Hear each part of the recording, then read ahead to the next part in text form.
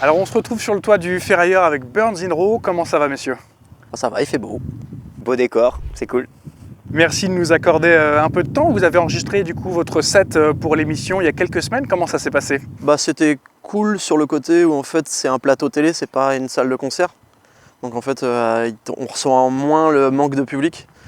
Donc en ça ça n'a pas été compliqué. Après par contre c'est vrai que ça nous rappelle pourquoi ça nous manque de faire des concerts avec des gens pour pouvoir rencontrer les gens.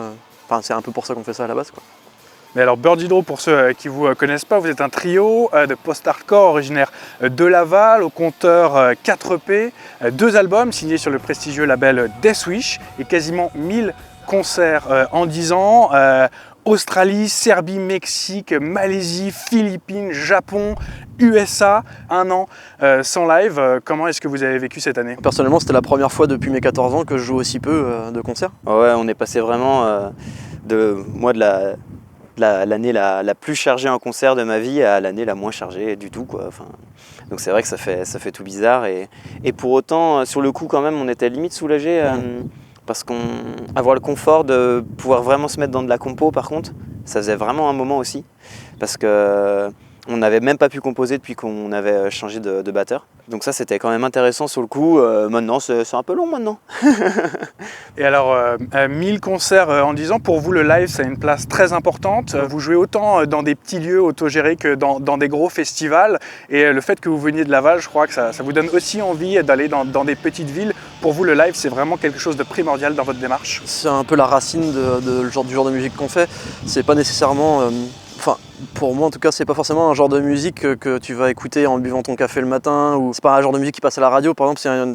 C'est une musique qui est assez physique et un peu viscérale et tout, donc en fait ça se vit vraiment le plus en live au final. Les concerts, la majeure partie du temps, on les voyait dans des bars, donc c'est une jauge à 80 personnes, des trucs comme ça, et l'idée qu'on puisse descendre de scène et rencontrer les gens dès la sortie de scène et qu'on puisse interagir sur comment ils ont vécu le concert, le rapport qu'ils ont à notre musique, etc. Machin, c'est ultra important pour nous en fait. Enfin jusque-là, et j'espère qu'on gardera le feu sacré le plus longtemps possible, mais c'est vrai que jusque-là, de jouer devant 10 personnes ou plus, on essaie d'avoir le même kiff et d'envoyer autant, quoi. Et généralement, vos albums ont des thèmes assez particuliers. Là, vous travaillez sur votre 3e album. Est-ce qu'on peut en parler? Est-ce qu'on peut en savoir un peu plus? L'album est fini d'être enregistré, de mixé, il est en train d'être masterisé là. On a toujours eu un double message, à savoir vivre avec des idéaux et des utopies, etc. c'est compliqué parce qu'on se heurte à énormément de murs. Donc,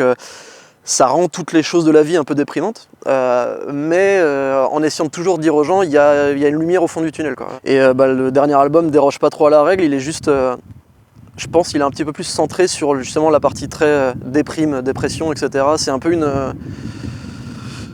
ça prend un peu, on va dire, différents points de vue autour de la dépression, à savoir les choses, forcément les choses qui sont pesantes, etc. machin, mais aussi les rencontres qu'on peut faire à travers ça, bizarrement, l'énergie qu'on peut trouver là-dedans.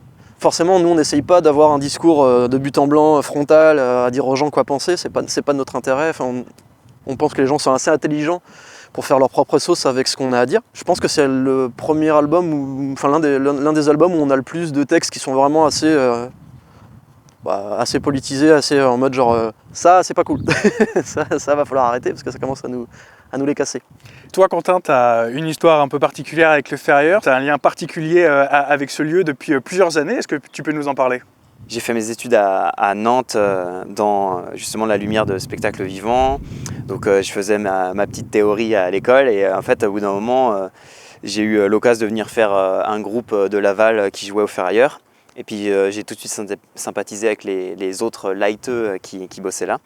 Et en fait j'ai vite compris que j'allais apprendre le vrai du vrai, j'allais l'apprendre ici, quoi. Ça m'a créé des opportunités trop cool, comme les premières fois où j'ai fait les lights de Trépalium. Du coup, ensuite, la tournée Gojira, tout ça, ça a découlé de ma rencontre avec Charlie, Nico, Matt Light. Et ça m'a vraiment lancé dans la lumière. Et moi, je me sens bien ici avec les gens qui sont là, quoi. Ça me fait toujours plaisir de revenir.